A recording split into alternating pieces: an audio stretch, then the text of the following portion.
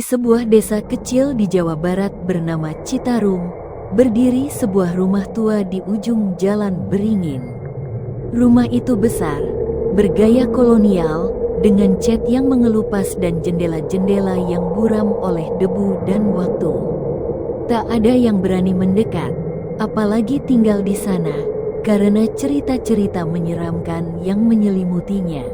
Tokoh utama kita, Raka Prasetyo, adalah seorang pria berusia 35 tahun yang bekerja sebagai jurnalis investigasi. Ia telah menghabiskan sebagian besar hidupnya mengejar kisah-kisah aneh dan misterius. Berasal dari Jakarta, Raka memiliki masa lalu yang kelam. Orang tuanya meninggal dalam kecelakaan ketika ia berusia 12 tahun, dan sejak saat itu ia diasuh oleh pamannya yang seorang dukun.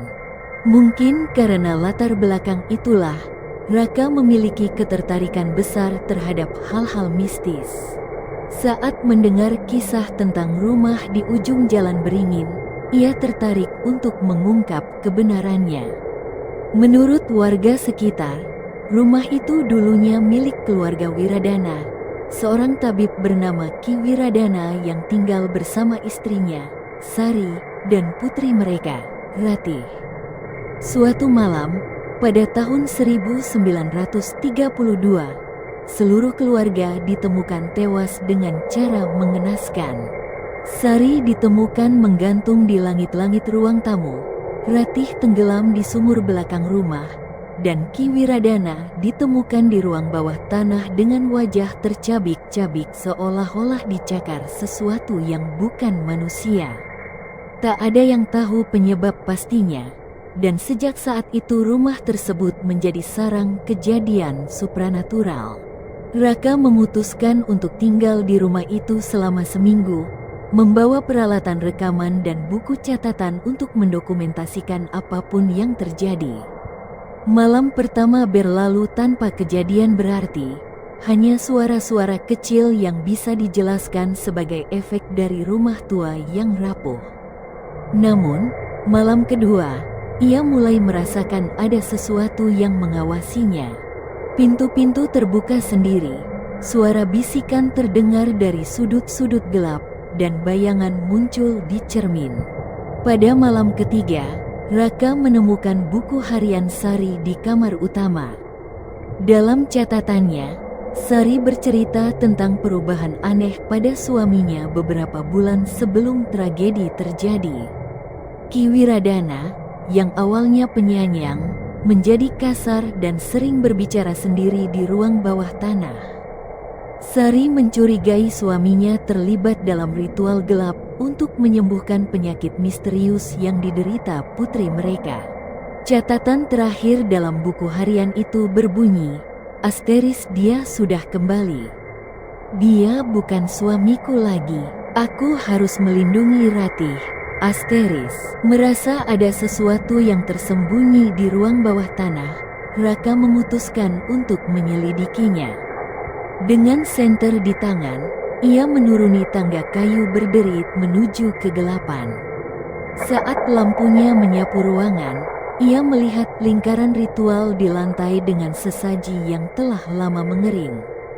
Di tengahnya, ada sebuah kitab kuno dengan aksara Jawa yang samar-samar terbaca. Saat ia mencoba membacanya, terdengar suara langkah berat di belakangnya. Ia menoleh, dan di sana berdiri sosok tinggi dengan wajah cacat, mata kosong, dan tubuh yang bergerak tersentak-sentak seperti boneka rusak. Sosok itu bukan hantu biasa. Itu adalah Ki Wiradana, atau lebih tepatnya, sesuatu yang mengenakan tubuhnya. Raka merasa tubuhnya kaku, tak bisa bergerak. Sosok itu mendekat dan membisikkan sesuatu yang terdengar seperti mantra kuno. Dengan sisa tenaga, Raka merobek beberapa halaman dari kitab kuno itu dan membakarnya dengan korek api yang dibawanya. Seketika, sosok itu menjerit. Tubuhnya terbelah menjadi bayangan hitam yang beterbangan sebelum menghilang. Getaran hebat mengguncang rumah, dan Raka berlari keluar tepat sebelum rumah itu runtuh. seolah-olah ingin mengubur semua rahasianya selamanya. Namun, kisah itu belum berakhir.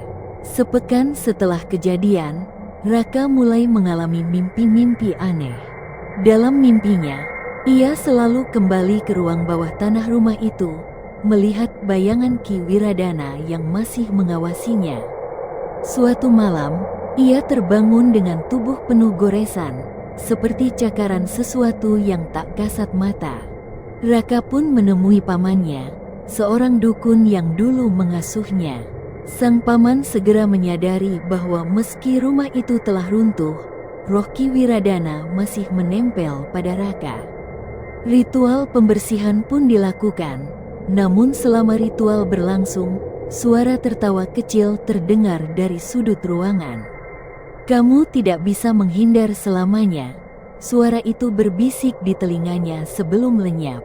Kini, meski Raka telah kembali ke kehidupannya sebagai jurnalis, ia tahu bahwa sebagian dari misteri rumah di ujung jalan beringin masih mengikutinya.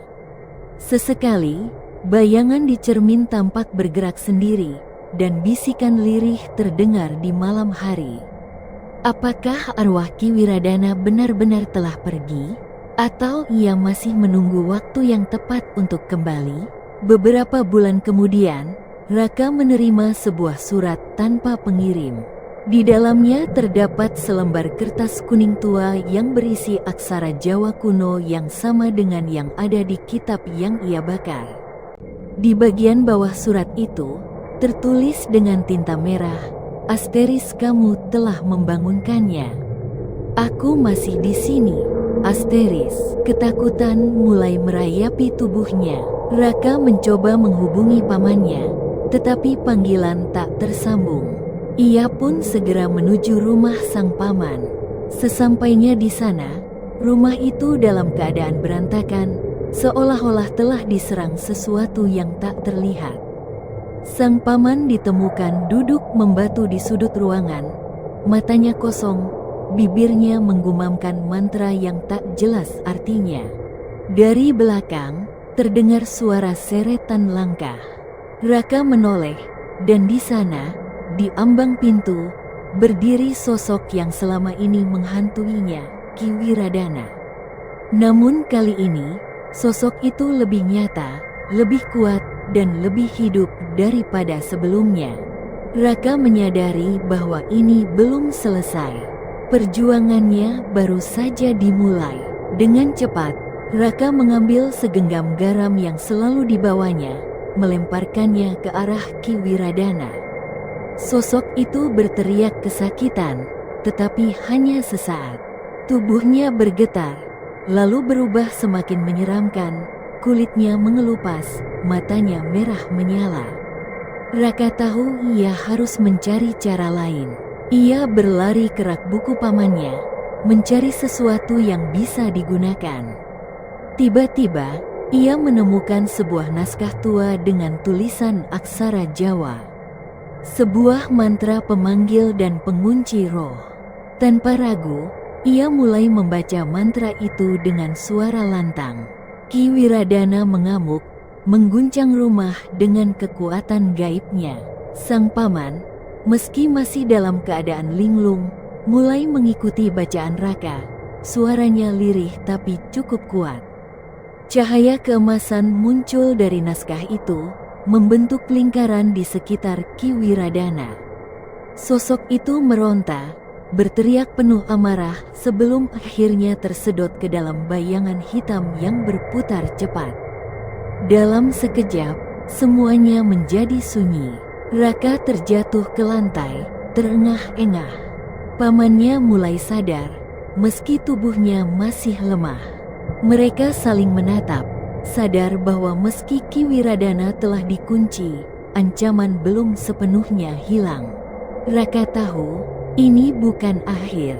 Ini hanyalah awal dari misteri yang lebih besar yang harus ia pecahkan.